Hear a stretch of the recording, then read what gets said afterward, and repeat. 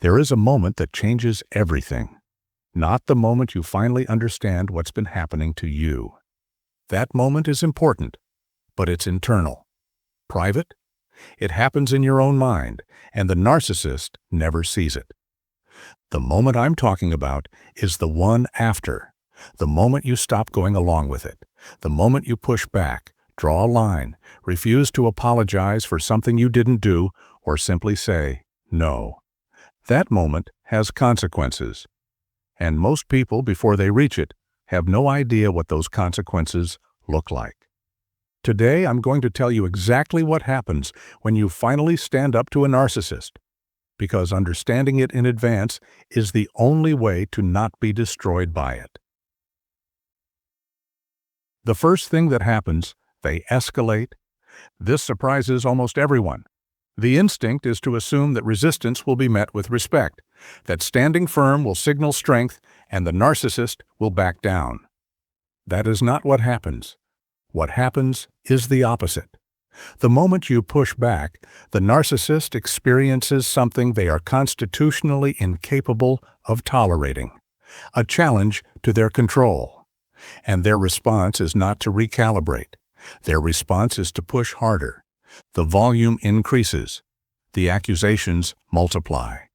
The emotional intensity rises to a level that feels completely disproportionate to whatever triggered it.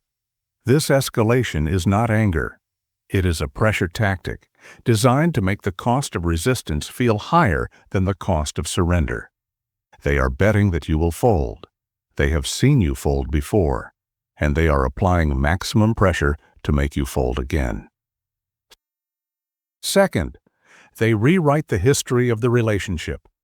Within moments of you standing up, the narrative shifts. Suddenly, you have always been the difficult one, the ungrateful one, the one who never appreciated everything they sacrificed, everything they endured, everything they gave. This is not a spontaneous reaction. It is a prepared position, one the narcissist has been quietly constructing for months or years against exactly this moment. The grievance archive activates.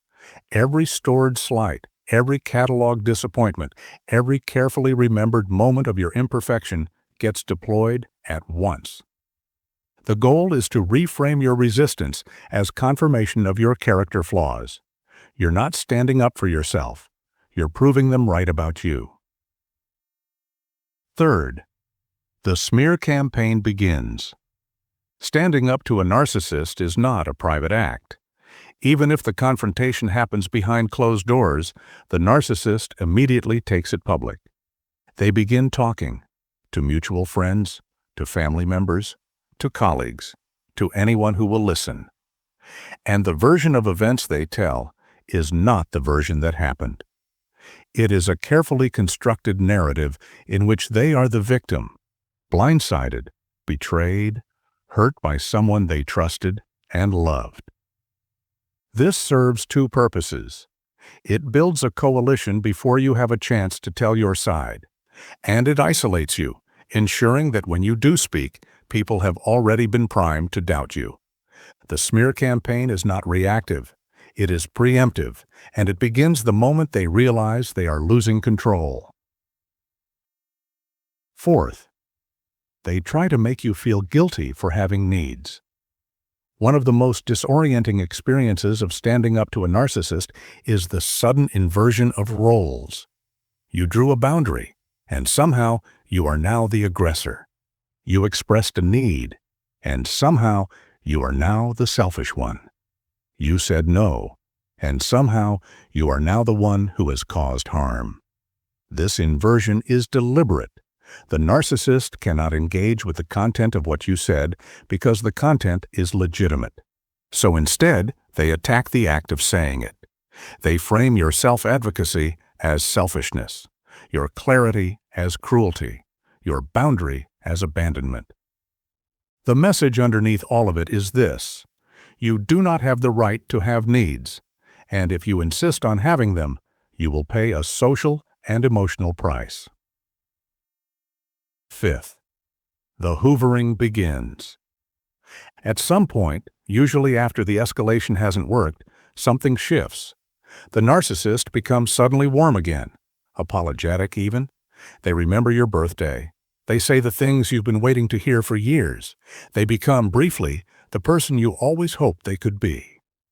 This is called hoovering, named after the vacuum cleaner because it is designed to suck you back in. It works because it is precisely calibrated to your specific vulnerabilities. The narcissist knows what you need. They have been observing you for months or years. And now they deploy that knowledge strategically, giving you just enough of what you've been starved of to make you question whether you were wrong about them. You weren't wrong. This warmth is not a transformation. It is a tactic, and it ends the moment you return. Sixth, if hoovering fails, they discard.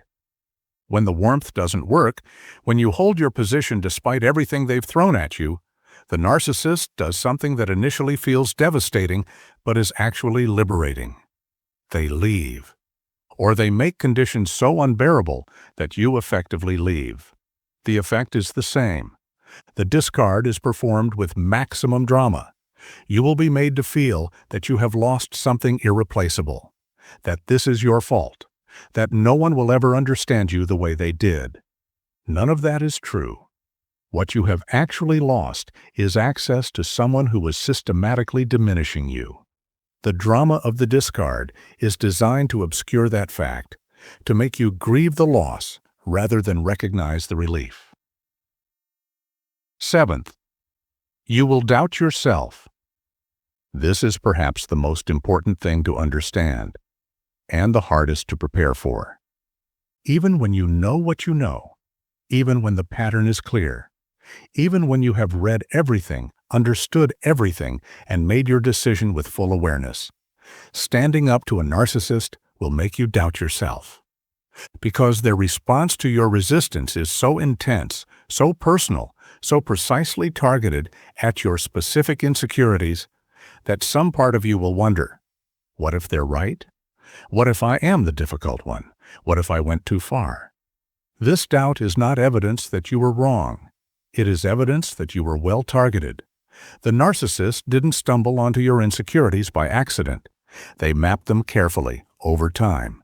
And now they are using that map against you. Trust the pattern, not the moment. Eighth, you will feel strangely guilty, even when you did nothing wrong. This is related to the self-doubt, but distinct from it. Self-doubt asks, was I right? Guilt says, even if I was right, I still feel bad. That guilt is the residue of a long conditioning process. The narcissist, over months or years, has trained you to feel responsible for their emotional state. Their pain is your fault. Their anger is your fault. Their disappointment is your fault. Standing up to them triggers that pain, that anger, that disappointment, and the old wiring fires automatically. You feel guilty not because you did something wrong, but because you were conditioned to feel guilty whenever they were unhappy. Recognizing this is the beginning of unwiring it. The guilt is a signal, but it is not a signal about what you did.